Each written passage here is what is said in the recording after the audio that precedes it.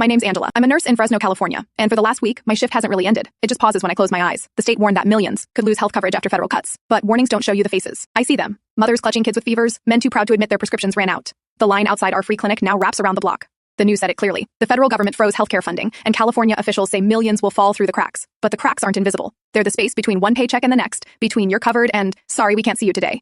Yesterday, a man named Luis walked in, holding a letter from Medi-Cal. He'd been approved for coverage 6 months ago, but now it's pending verification. His insulin costs more than his rent. I gave him water, watched him stare at the floor, and felt useless. The governor can sue, the headlines can rage, but lawsuits move slower than illness. When you work in a place like this, you learn to keep moving. Not because you're strong, but because stopping means feeling everything. By midnight, we ran out of test strips again. The lights flickered. A kid in the waiting room asked if the hospital was dying too. I didn't have an answer.